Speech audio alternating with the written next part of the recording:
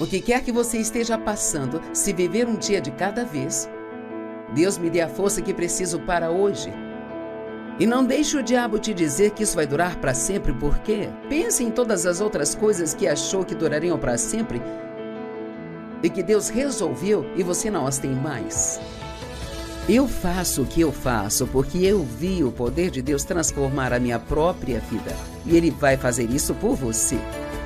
A chave de tudo é encontrada na Palavra de Deus. Eu sou Joyce Meyer e eu acredito que Deus pode curá-lo em todas as áreas que você sofre. Obrigada por estar comigo hoje no Desfrutando a Vida Diária e espero que você goste do ensinamento e não apenas que goste, mas que isso faça uma diferença positiva em sua vida. Eu estou falando sobre determinação. Começamos a falar ontem sobre estar determinado a manter uma boa atitude, não importa o que esteja acontecendo. E hoje nós vamos falar sobre estar determinado a não ficar ansioso e chateado toda vez que você tiver um problema. Porque você não pode resolver seus problemas mesmo, somente Deus pode. Então, acredite ou não, está tudo bem se você entregar seu problema a Deus e depois seguir em frente e desfrutar sua vida enquanto Ele o resolve. Acho que vou dizer isso de novo. Porque nós meio que automaticamente pensamos que se temos um problema, temos que ser infelizes. O tempo todo, enquanto temos o problema. Ou se você tem um filho que não está indo bem na escola, o que quer que seja, você não precisa ser infeliz se você realmente acredita que Deus está trabalhando nisso e que Ele vai resolver. Então, por que não ir em frente e ser feliz? Porque a alegria do Senhor é a sua força. E nós estamos no ramo de deixar o diabo bravo. Ele não gosta se você está feliz. Então, quanto mais feliz você for, mais bravo ele ficará. Há algumas escrituras que usam a palavra determinação. E quando digo determinação, quero repetir o que eu disse ontem. Isso não significa só vontade própria. Nós não podemos fazer nada sem Deus, sabe? Mas significa que o que quer que a palavra nos diga para fazer, ou o que quer que Deus nos peça para fazer, nós precisamos ser determinados. Se nós o faremos, porque o inimigo fará hora extra tentando garantir que não o façamos. E assim Deus quer que tenhamos paz. Jesus disse, em João 14:27, a minha paz eu deixo a vocês, não lhes dou como o mundo a dá, mas a minha própria paz especial eu dou e deixo a vocês. Por isso não se permitam ficar chateados e perturbados. E parem de se permitir serem medrosos e intimidados. Então, Deus fez a parte dele, eu te dei a paz. Agora, a sua parte é parar de se permitir ficar chateado. Quantos de vocês podem sentir a chateação chegando aqui dentro ou em qualquer outro lugar?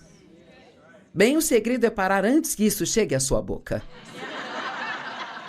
Veja, porque uma vez que chega nela, então você só começa a aumentar aquele seu problema, tipo blá, blá, blá, blá, blá, blá, blá, blá, blá. E aí você tem mais do que se arrepender.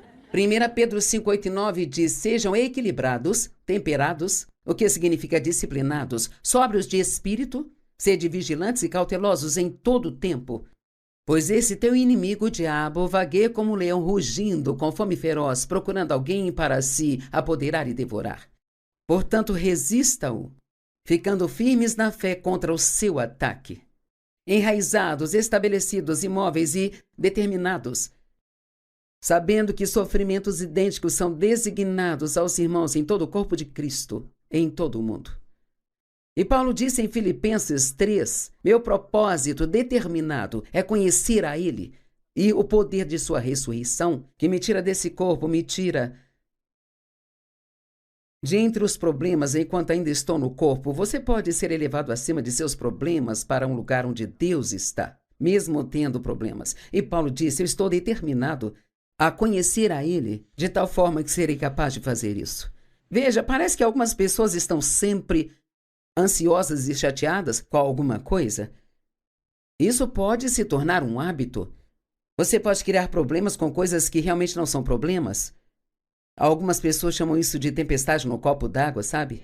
E é incrível para mim agora, depois de 45 anos estudando a palavra de Deus, andando com Deus, as coisas com as quais eu não fico mais chateada e que eu teria ficado muito chateada Lá atrás, quando eu era bem mais imatura, um bebê cristão. E todos passamos por essas etapas, mas a questão é que se você foi salvo há 50 anos e ainda está nesse primeiro estágio, então existe um problema aí.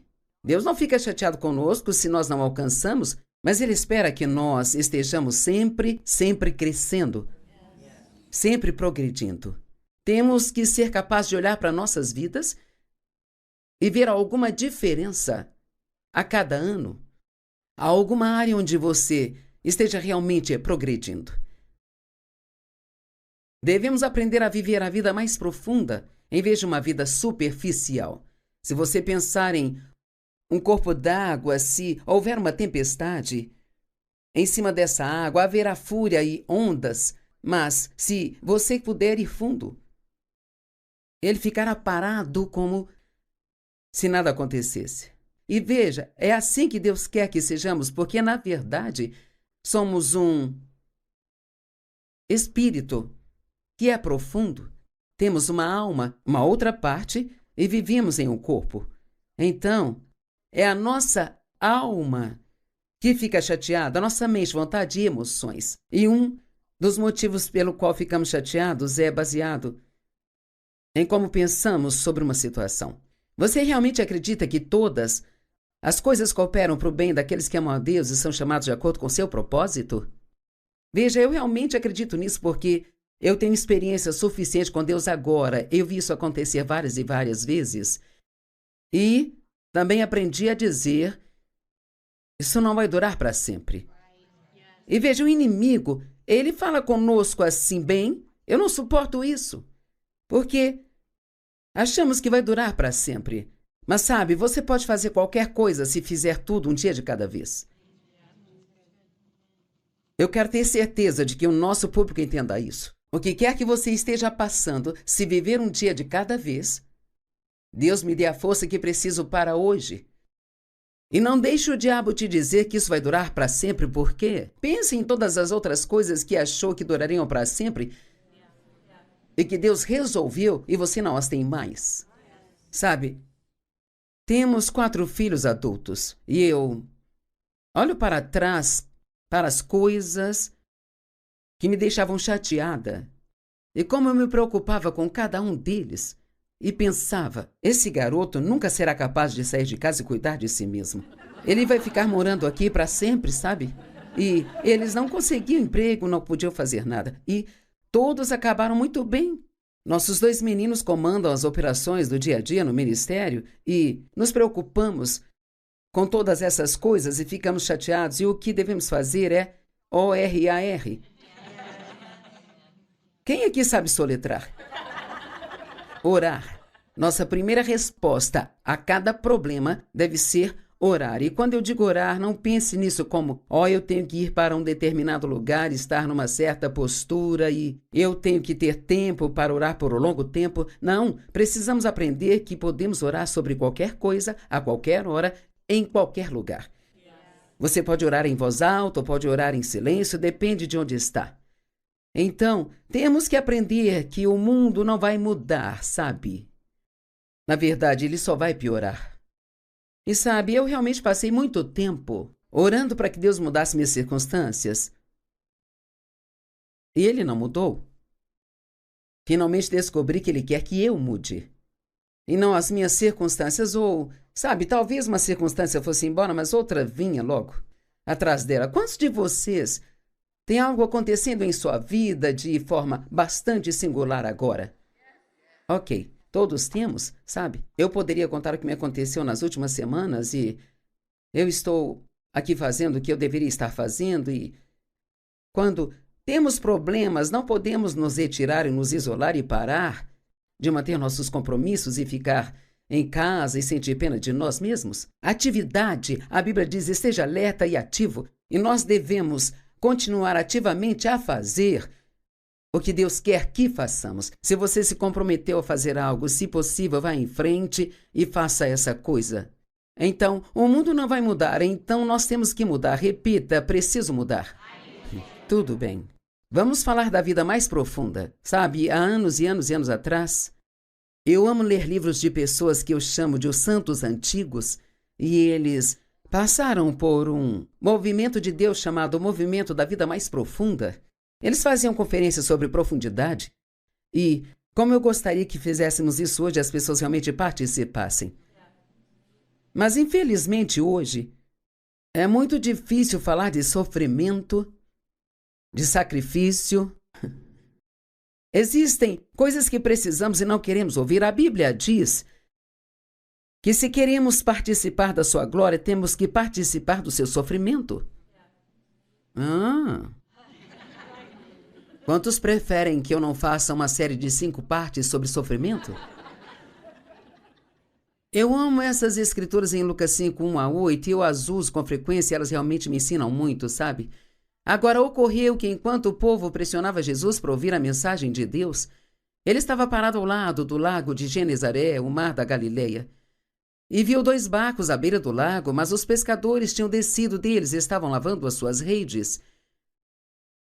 E entrando em um dos barcos, aquele que pertencia a Simão Pedro, pediu-lhe que se afastasse um pouco da costa. E então ele se sentou e continuou a ensinar a multidão de pessoas do barco. Não sei se você sabe, mas quando você fala através da água, isso amplifica a sua voz. Não existia microfone, e por isso ele pediu que se afastassem de onde ele estava. Então, quando ele parou de falar, ele disse a Pedro: "Vá para as águas mais profundas e jogue suas redes para a pesca." Agora ouça o que Pedro disse: "Mestre, nós trabalhamos a noite toda, exaustivamente, e não pegamos nada em nossas redes. Agora, vamos pensar em como estavam se sentindo. Sem dormir, acordados a noite toda, pescando a noite toda, sem pegar nada. Quantos sabem que estão pescando, por assim dizer, na vida? Ou digamos que você tem feito a coisa certa há muito tempo e ainda não teve uma vitória. Fica meio difícil, não é? Você precisa de um refresco, precisa de um pouco de incentivo. A Bíblia diz que Deus nunca permitirá vir sobre nós mais do que podemos suportar. Mas em cada tentação, Ele sempre proverá para nós uma saída. Ele provê. Então, Pedro contou a Jesus como se sentia. Ele disse: "Olha, estamos cansados, exaustos, e aquelas redes não eram fáceis de lavar e de limpar e depois guardar, sabe?" Ele disse: "Nós não pegamos nada, mas sob a tua palavra eu vou jogar as redes novamente." Eu amo isso. Então, o que ele estava dizendo? Eu não acho que isso vai funcionar. Eu não tenho vontade de fazer isso. Eu não quero fazê-lo. Isso era a alma dele. Mas porque você me disse para fazer, eu vou fazê-lo. Agora, o que você acha que aconteceria no mundo se todo mundo que se diz cristão começasse a ler o livro, a Bíblia, e fizesse o que ela diz? Uau! Sim? Sabe? E é realmente disso que se trata? Tudo aquilo que a Bíblia diz é para nós. Mesmo as coisas difíceis de fazer, Deus não quer tornar as coisas difíceis para nós. Ele quer nos fazer livres. E você não pode fugir das coisas difíceis. Se fugir, elas vão estar sempre lá, perseguindo você. Qualquer coisa da qual você fugir continuará te perseguindo. Mas então, se você as enfrentar, você as vencerá. Você pode dominar isso? Você não pode se livrar do medo? Fugindo dele, tem que enfrentá-lo. Essa é a única maneira de livrar-se dele. E então, eles fizeram o que ele disse, e quando fizeram isso, capturaram um grande número de peixes. E suas redes estavam a ponto de estourar. Quando Jesus diz uma pesca, ele quer dizer uma pesca. Quantos estão prontos para pescar uma série de bênçãos em sua vida? Amém? Eu amo isso. Então eles sinalizaram para seus parceiros nos outros barcos para vir ajudá-los, e eles vieram e eles encheram os outros 2 barcos, de modo que começaram a afundar. E o que eu amo nisso é que, se nós fizermos o que Deus nos diz para fazer, nós não somente teremos Mais do que precisamos, como teremos tanto que seremos capazes de abençoar todas as outras pessoas que estão à nossa volta? Eu amo isso. Nós não devemos querer bênção somente para nós, mas devemos querer bênção para as outras pessoas, porque aí vem a verdadeira alegria em sua vida, quando você é capaz de abençoar outras pessoas. Então, quando Simão Pedro viu isso, ele caiu de joelhos diante de Jesus, dizendo: "Aparta-te de mim, pois eu sou um homem pecador." Precisamos aprender a agir de acordo com o que sabemos, não com o que sentimos ou o que pensamos. Então, da próxima vez que você ficar chateado, você ficou ansioso antes que isso chegasse à sua boca? E com certeza ficou mais chateado por falar disso horas a fio. E agora você está uma bagunça e tem uma decisão a tomar e está preso na emoção. Bem, tentar tomar essa decisão com base nessas emoções é a coisa mais errada que você pode fazer, porque suas emoções mentirão para você. Bem, o que devo fazer? Vá para algum lugar onde esteja tranquilo. Então respire fundo e tente se acalmar e veja o que está em seu coração. E sabe de uma coisa? Você descobrirá que você crê que Jesus vai te livrar disso. Se você está há muito tempo na palavra, você acredita nisso. No seu espírito você sabe, porque ele enche nosso espírito com muitas coisas boas, mas é por isso que nossa mente tem que ser renovada. A Bíblia diz em Romanos 12 que a menos que renovemos nossa mente de acordo com a palavra, nós nunca realmente experimentaremos o bom plano que Deus tem para nossas vidas. E não é tão interessante que Deus tem um bom plano para as nossas vidas? Mas o nosso pensamento errado pode nos impedir de realmente experimentar esse plano. E eu me lembro de todos os anos em que eu não fazia ideia de que os meus pensamentos ou as minhas palavras faziam alguma diferença na minha vida. Eu não estava sendo ensinada sobre essas coisas na igreja. Eu era ensinada sobre doutrinas, o que é importante, mas precisamos aprender a viver. Precisamos aprender sobre a nossa alma, que é nossa mente, vontade e emoções, e como realmente mantermos essa área calma para que Deus possa realmente fazer as coisas em nossas vidas. Agir com base no que sabemos, não no que pensamos ou sentimos. E você sabe muito mais do que imagina. Você só deixa sua alma tomar conta. É por isso que temos que aprender a viver profundamente. A vida mais profunda se manifesta no fruto da estabilidade. Quanto mais espiritualmente maduros somos, mais estáveis nós seremos. A Bíblia diz: sejam profundamente enraizados no amor. No amor de Jesus.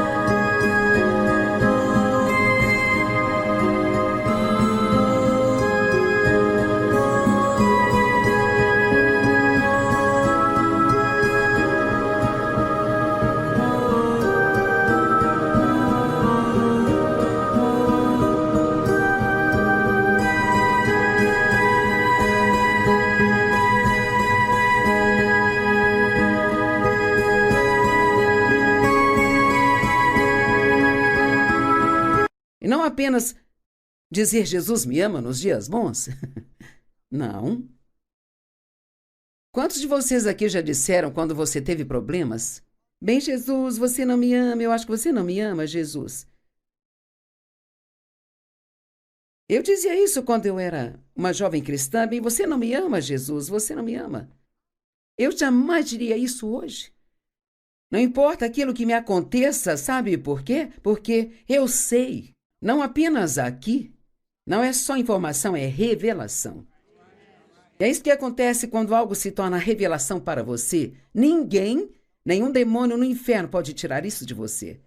E então, ele disse, você precisa estar enraizado profundamente no amor.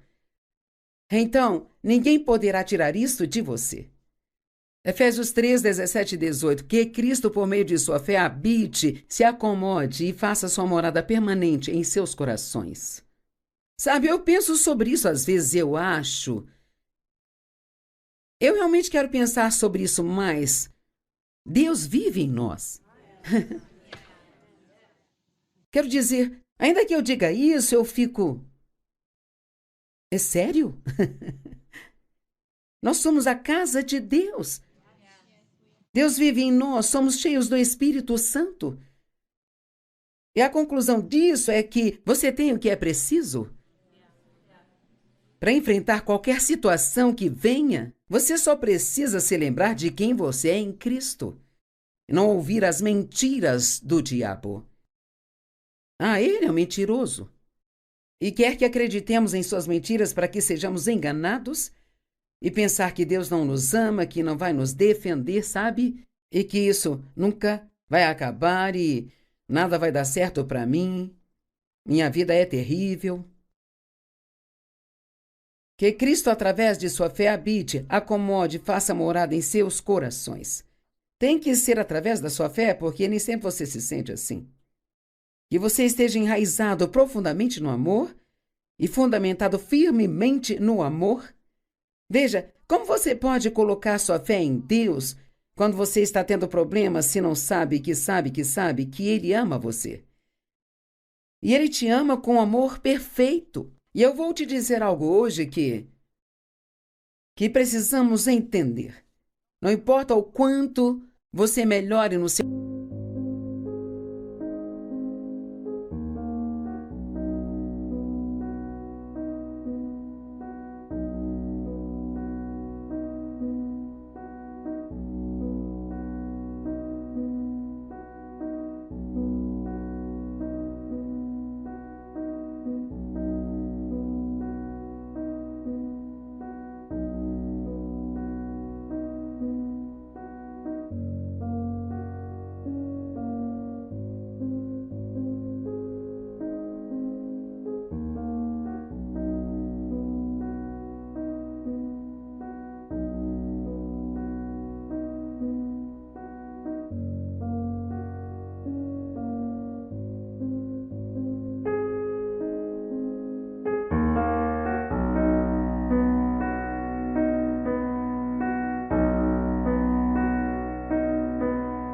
comportamento, Deus nunca vai amar você mais do que Ele ama neste exato momento.